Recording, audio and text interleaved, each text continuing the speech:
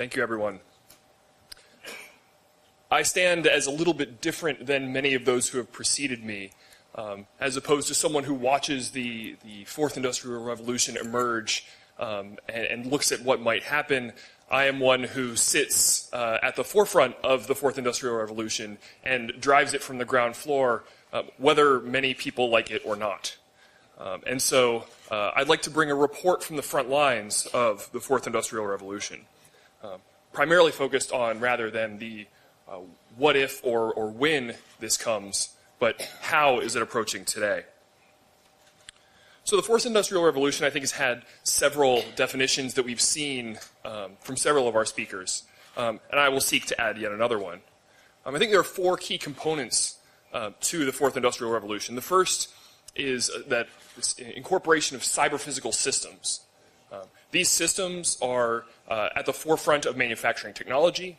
They're creating enormous amounts of new data, and they're creating a tremendous number of challenges for both those that adopt them quickly and those that refuse to do so. The second key component is the presence of distributed sensors. This sea of data that's becoming available to us is creating a situation where, whether using AI or other statistical analysis techniques, we need to figure out how to use this tremendous amount of data that has been made available to us. And part of the reason for that, and part of the reason for this discussion around cloud technologies, which I'll touch on, and the concepts that John raised around sort of advanced manufacturing, computationally intensive manufacturing, is that if you decided to take every human in Korea or every human in the world and give them this data, it would still be too much data for any group of humans to understand. That is the scale that we are considering. And so this distributed sensor ecosystem that is emerging is something that we will need to deal with. But the opportunities are real. There's a huge opportunity for operational performance and yield optimization in our manufacturing facilities. And yet further opportunity in the idea that we can use this newly created knowledge, this newly gathered data, to development our entire product, or to optimize our entire product development life cycle. So whether it's automakers from end to end, understanding how their vehicles are going to perform, or the aerospace companies understanding exactly how to invent next generation aircraft that take into account opportunities in additive manufacturing, like my colleagues have mentioned before, or simply understanding how the products we have today are used, like Kenji mentioned around insurance, but perhaps the flexion on an axle in your car telling you it's going to break well before it does. These are all opportunities of the Fourth Industrial Revolution, provided we can overcome together some of these challenges that the amount of data we have and the approach to this industrial revolution can entail. So this prompts several conversations, and I think some of the questions we had for the first panel, I think, highlights them. The first question is around security. How do we deal with data security? The second, around energy. There's certainly a trade-off between the computational power we're demanding and the benefits we reap from these algorithms and optimizations. And Korea is positioned to take advantage of many of these things.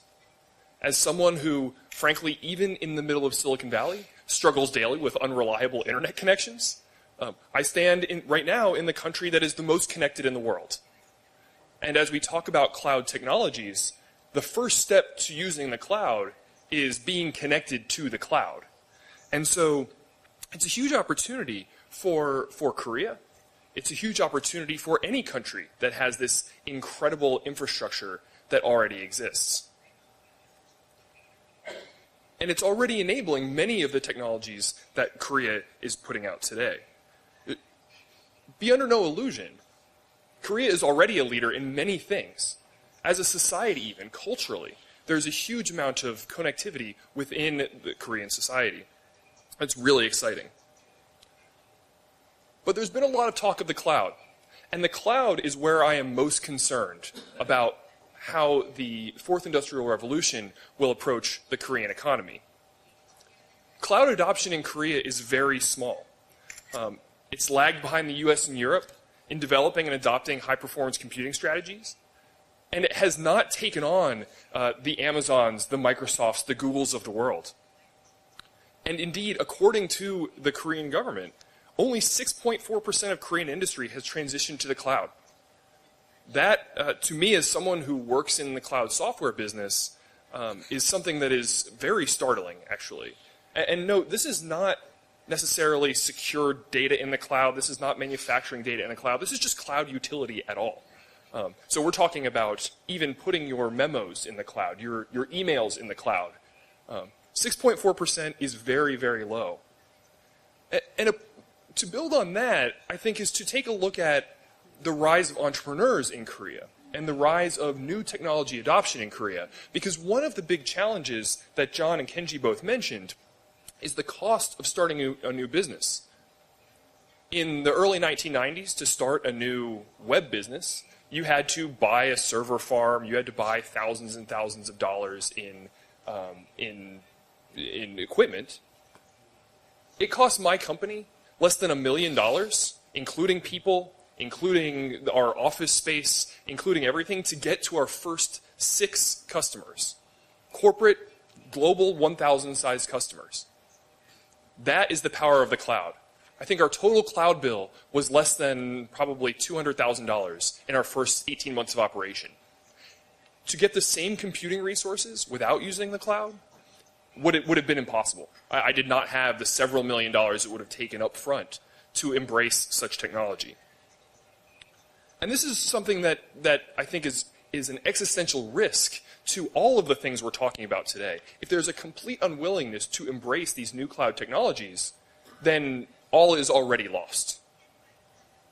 But I think there are some good signs. Korea has incredible talent. I know we've been talking a lot about education. There's a huge amount of talent in Korea, and the technical know-how here is growing. I think, as with anywhere, AI and machine learning have become buzzwords here, and I have no doubt that the next generation of students is going to be embracing them, using older pedagogical techniques or newer ones. I will point out there's a typo here. This is actually 100 billion won. But the Korean government is investing in this creative economy, new cloud computing efforts, trying to unlock a 1.1 trillion won domestic market, a domestic market for cloud. Now think about how that stands in contrast to the small cloud penetration we have today. So clearly, times are looking up. I think the opportunities are there. The infrastructure is growing, and I think the cultural change that Korea needs to see to embrace these technologies is something that is right around the corner. And I say this as someone who works with Korean companies, so I'm able to speak firsthand about my experience introducing cloud technology to some of the largest companies in Korea. Now, I would say Kenji's point, actually, about building for the future is a really, really important one. Because today we are starting off on this path of the fourth industrial revolution. And maybe it lasts for 10 years or maybe it lasts for 50. But the tools that we put in place today are things that will need to be in place at least through the end of it, if not more. And we can't afford to constantly re-implement these tools. We live in a time of abundant computing, not infinite computing. But I think that time, the time of abundant computing, is short-lived, and infinite computing is on its way, or at least for all intents and purposes. But there's a more important component about the Korean economy that creates huge opportunity for this fourth industrial revolution concept. And that's vertical integration that exists here. Let me contrast it with the United States. If I want to work with, say, the new Ford F-150, it's a vehicle, it's made the body is made primarily of aluminum, and was jointly developed with Alcoa.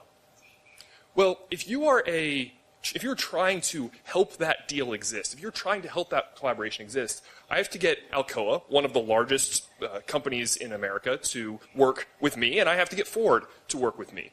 This is a huge challenge. Sharing data, collaborating safely, it's a huge, huge challenge.